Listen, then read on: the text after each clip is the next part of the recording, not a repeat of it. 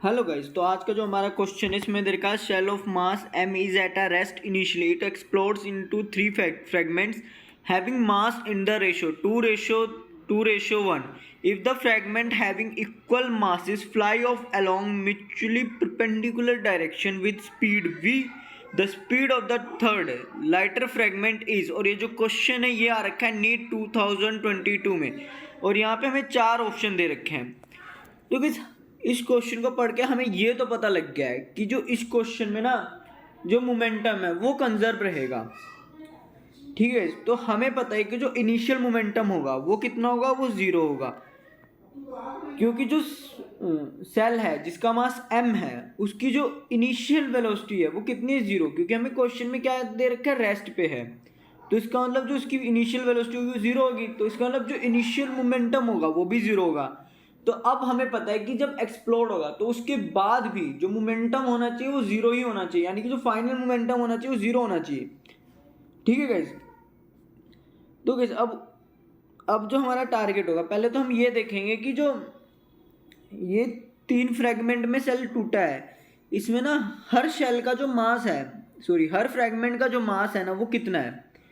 तो गाइस हमें ना क्वेश्चन में रेशियो दे रखा है, तो मैं क्या कहूँगा, मैं मानूंगा कि जो पहला फ्रेगमेंट है उसका जो मास है वो 2x है, दूसरे का भी 2x है और पहले का 1x है।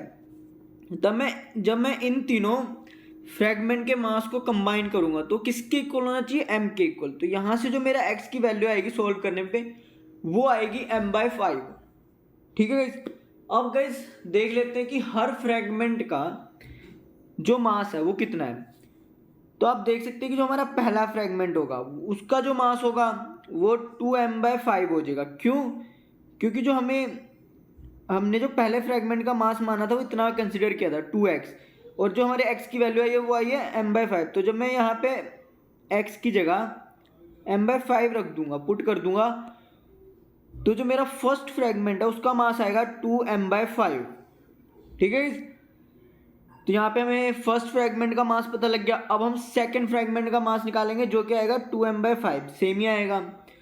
और जो पहला गाइस जो थर्ड फ्रेगमेंट होगा ना उसका मास आएगा m/5। अब गाइस हमें क्या कह रखा था क्वेश्चन में कि जो दो फ्रेगमेंट है जिनका जो मास है वो सेम है, वो म्यूचुअली परपेंडिकुलर डायरेक्शन में फ्लाई कर रहे हैं।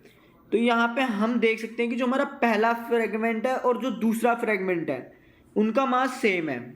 ठीक है, और आई थिंक गाइस क्वेश्चन में हमें स्पीड भी दे रखी है इन दोनों फ्रेगमेंट की, वो दे रखी है v। ठीक है, तो यहाँ पे आप देख सकते हैं मैंने एक डायग्राम ड्रॉ कर दिया है।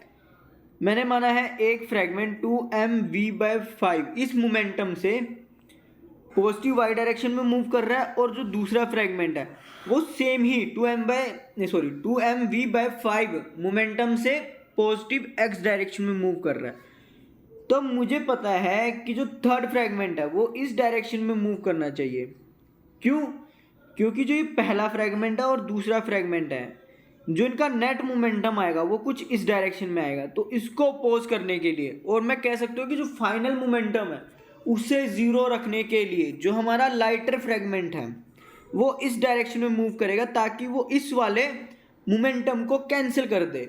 तो अब हमें देखना है कि जो ये वाला मोमेंटम है जिसको मैं पी नेट मान रहा हूँ ये कितना है। तो इसको पता है, आपको पता है हम कैसे निकालेंगे इसको हम पाइथागोरस थ्योरम यूज करके निकाल लेंगे। ठीक है, तो आप देख सकते हैं यहाँ से जो हमारा पी नेट आएगा वो कितना आएगा, रूट में 2mv/5 इसका स्क्वायर प्लस 2mv/5 इसका स्क्वायर। तो इस पूरे को सॉल्व करके जो हमारा पी नेट आ रहा है वो कितना आ रहा है, √2 × 2mv/5। और गाइस अब हमें पता है कि जो फाइनल मोमेंटम है वो कितना होना चाहिए, वो जीरो होना चाहिए। ये हमें पता है क्योंकि इस क्वेश्चन में मोमेंटम कंजर्व रह रहा है। तो गाइस जो पी नेट है और ये वाला मोमेंटम है, जब मैं इन दोनों को सम करूंगा तो वो जीरो होना चाहिए, इसीलिए मैंने यहाँ लिख दिया P net plus P M is equal to zero. और अब हमारा पी नेट कितना आया था गाइस, वो इतना आया था। ठीक है, अब जो लाइटर फ्रेगमेंट है उसकी जो वेलोसिटी है उसको मैंने, या स्पीड है उसको मैंने माना है vx। ठीक है गाइस, तो गाइस इस लाइटर फ्रेगमेंट की जो स्पीड है मैंने उसको vx माना और उसको m/5 से मल्टीप्लाई कर दिया क्योंकि लाइटर फ्रेगमेंट का मास इतना था। अब गाइस यहाँ से हम vx निकालेंगे, तो आप देख सकते हैं मैंने यहाँ लिख दिया mvx अपॉन में 5 is equal to -2mv upon में 5 इंटू रूट 2। तो गाइस यहाँ से 5 से 5 कट जाएगा, m से m भी कट जाएगा, ठीक है। तो यहाँ से जो हमारा vx आ रहा है वो आ रहा है -v2 इंटू रूट 2। तो गाइस यहाँ पे जो नेगेटिव आ रहा है वो शो कर रहा है कि जो हमारा लाइटर फ्रेगमेंट है उसकी जो वेलोसिटी है, उसकी जो डायरेक्शन है वो किस तरफ है, वो इस वाले पी नेट के अपोजिट है, इसलिए माइनस आ रहा है। लेकिन गाइस यहाँ पे हम मैग्नीट्यूड को कंसिडर करेंगे, ठीक है। तो गाइस अगर हम मैग्नीट्यूड को कंसिडर करेंगे तो इस हिसाब से इस क्वेश्चन के लिए जो सही ऑप्शन होगा वो होगा ऑप्शन नंबर 2। और गाइस अगर आपको इस क्वेश्चन में कोई डाउट है तो कमेंट करके बताइएगा। Thank you guys.